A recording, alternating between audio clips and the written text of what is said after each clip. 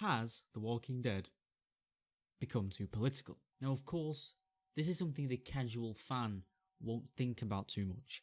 However, for people like me and you who care about the franchise, this is something we can see becoming a problem.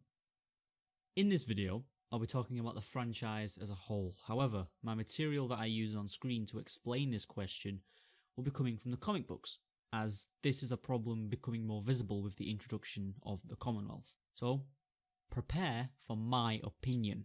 So recently I got a question from the commenter Brian, who I had a good talk with about the comic's current state and future. He asked me if I thought the comic book was becoming too political. So I thought about this for a few moments and realised, yes. Well, no. Okay.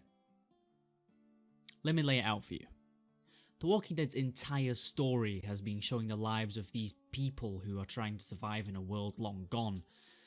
And as the story got further and further on, it was only a matter of time until people in this world started to form what we call communities.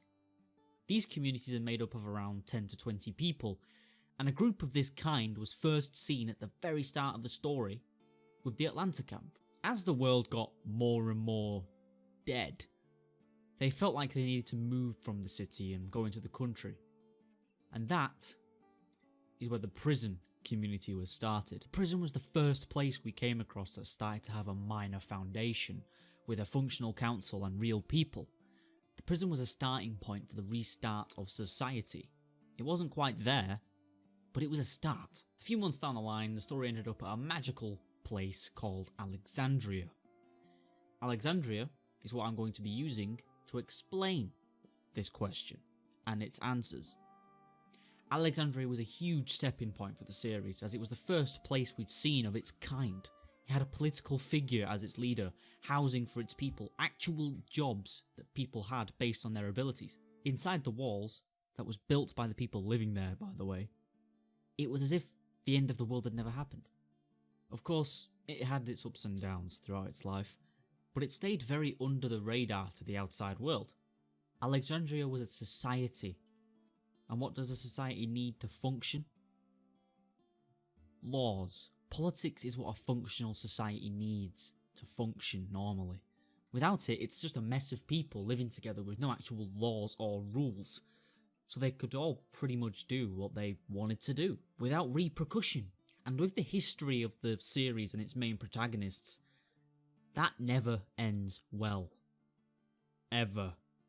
Having someone at the top who lays out laws, rules, and can give the community what it needs, it keeps the life of those living inside as close to how it was before the world ended, instead of just keeping themselves alive. It's actual living. As the franchise got further and further away from the beginning, more and more people would have found a community that they could become a member of and grow and help the communities grow themselves. They will have become more and more advanced in the sense of actual living. All of this comes with proper leadership and politics, which is what we've been seeing more and more of in The Walking Dead as it's progressed. It's realistic. This is what Robert Kirkman wanted it to be. He wanted it to be real. And the only ways these communities could restart the Earth and humanity is by reaching newer grounds, by recreating what it was like before. So do I think The Walking Dead has become too political? Yes and no. Why no? Because of all of the above. The world needs it to become its old self again. To have politics at its centre. Because it works. And yes, because The Walking Dead lost how it used to be. Everybody's seen that. AMC's The Walking Dead's ratings were slashed after season 6, as the show had lost its feel of how it used to be. The feel that made millions fall in love with the story and its characters.